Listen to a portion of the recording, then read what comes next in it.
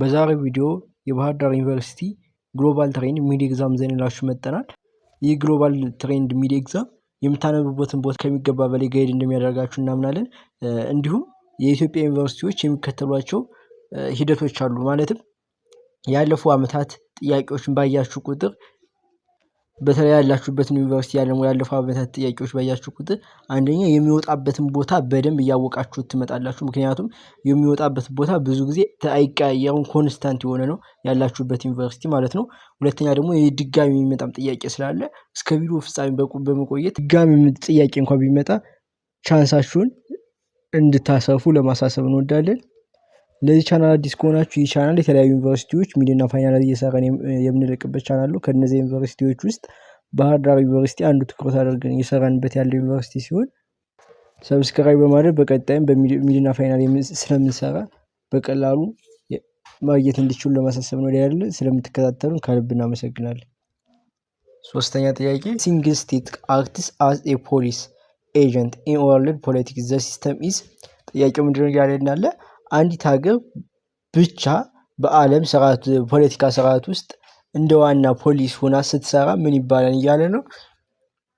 ይሄ ቀላል ጥያቄ ነው። ይሄ ዩኒፖላር ነው። ዩኒፖላር ማለት ከስሙ እንደምትረዱት አንዲት ሀገር የበላይ ሆና የዓለም አቀፍ ስርዓቱን ስትቆጣጠር ይሄ ዩኒፖላር ይባላል። ይሄ ብዙ ጊዜ ታይቶ የነበረው ዩኒፖላር ስርዓት ከኮልድ ዋር በኋላ ሶቪየት ዩኒየን ወይም ደግሞ ራሽያ የምንለው በአሁኑ ወቅት እሷ ስትፈራረስ አሜሪካ እንደ ዩኒፖላር ሆና ከኮልድ ዋር በኋላ ስታገለግል ቆይታለች። አሁን ያለንበት ስርዓት ሞር ወደ መልቲፖላር አይመስልም። ብዙ ተቀናቃኝ ሀገራት ስርዓቱን ተቆጣጥረው ስላሉ፣ ባይፖላር ደግሞ ኮልድ ዋር ጊዜ ነበረ ሁለት ሀገራት ስልጣን ያለምን አቀፉን ስርዓት ሲቆጣጠሩ ማለት ነው፣ በኮልድ ዋር ጊዜ እንዳለው። ስለዚህ ሶስተኛ ጥያቄ ዩኒፖላር ትክክለኛ መልስ ይሆናል። አራተኛ ጥያቄ which one of the following is a state actor in international relation። ጥያቄው ምንድነው እያለን ያለ በዓለም አቀፍ ግንኙነት ስቴት አክተር የሚባለው የትኛው ነው እያለን ነው። ኤ ፕሬዚደንት ኦን ፓወር፣ ቢ ኤምኤንኤስሲኤስ፣ ሲ ዩኤን፣ ዲ ሁማን ራይት ግሩፕስ። አራተኛ ጥያቄ ትክክለኛ መልስ የሚሆንን ኤ ፕሬዚዳንት ኦን ፓወር ነው የሚለው ነው ይላል። ስቴት አክተር የሚባለው መንግስትን ወክለው የሚሰሩ አካላት ናቸው ስቴት አክተር የሚባሉት። ስለዚህ እነዚህም ስቴት አክተር የሚባሉ እንደ ፕሬዚዳንት ሊሆን ይችላል፣ ጠቅላይ ሚኒስተር፣ የውጭ ጉዳይ ሚኒስተር፣ አምባሳደር፣ እነዚህ በሙሉ መንግስት የወከላቸው የአንድ ሀገር መንግስት ሊወክሉ የሚችሉ በኢንተርናሽናል ስርዓት ውስጥ የሚሳተፉ እኮ ስቴት አክተር ይባላሉ።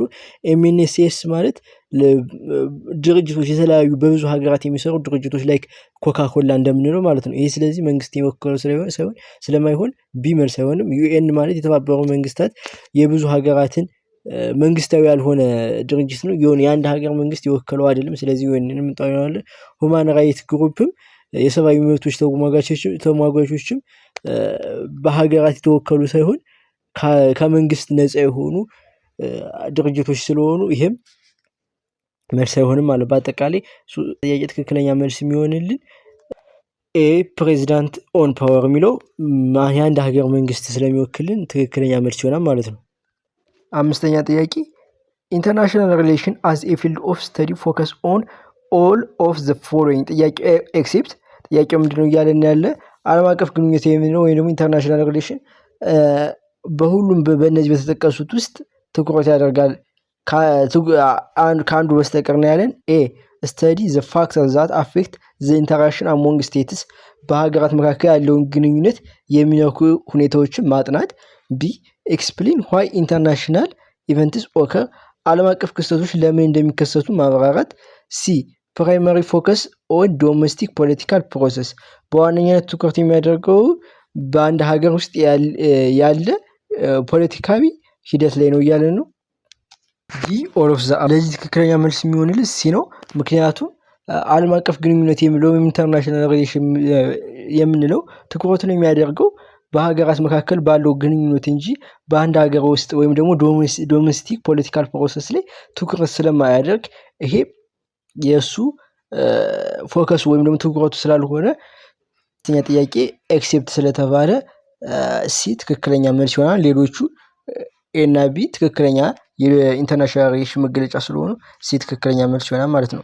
ስድስተኛ ጥያቄ ስቴት ዲፈርስ ፍሮም ኔሽን ኢን ዛት ስቴትስ አር ፕራይመርሊ ሀገራት ወይም ደግሞ ስቴትስ የምንላቸው ከብሔር ወይም ደግሞ ህዝብ ከምንለው ኔሽን ማለት ነው የሚለዩት በዋናነት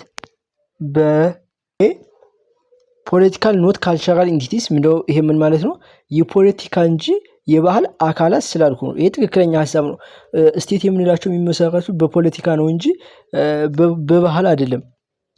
ማለትም ስቴት የሚለው ቃል ትርጉሙ ሉዓላዊነት ያለው መንግስት ግዛትን የሚያመላክት ፖለቲካዊ ትርጉም እንጂ እንደ ኔሽን የራሱ የሆነ የጋራ ቋንቋ ያላቸው ባህል ያላቸው ታሪክ ያላቸው ሰዎች ህዝብ የሚያመላክት አይደለም ማለት ነው። ስለዚህ ትክክለኛ ሀሳብ ነው። ስቴት በምንድነው?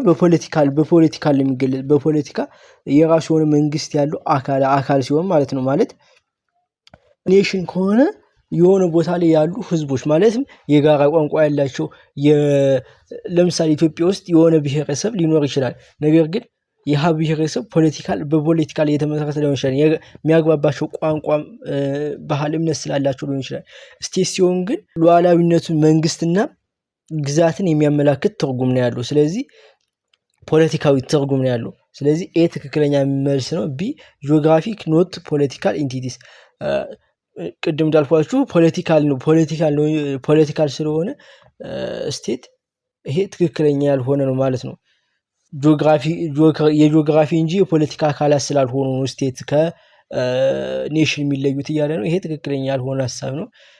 ሲ ካልቸራል ኖት ጂኦግራፊክ ኢንቲቲስ እንደውም ካልቸራል ሞር የሚመለከተው ኔሽን ነው እንጂ ስቴትን አይመለከትም። ስቴት እንዳልኳችሁ ሞር ፎከስ የሚያደርገው ሉዓላዊነት የምንለው ሶቨርኒቲ የምንለው መንግስት የምንለው ገቨርንመንት የምንለው ግዛት የምንለው ደግሞ ቴሪቶሪ የምንለው የሚገልጽ ፖለቲካዊ ትርጉም ነው እንጂ ከባህል ጋር ሞር ፎከስ የሚያደርገው ኔሽን ነው። ስለዚህ ለስድስተኛ ጥያቄ ትክክለኛ መልስ የሚሆንልን ኤ ፖለቲካል ኖት ካልቸራል ኢንቲቲስ ሞር ፎከስ የሚያደርገው ስቴት ፖለቲካል ነው እንጂ ካልቸራል ስላልሆነ ኤ ትክክለኛ መልስ ይሆናል።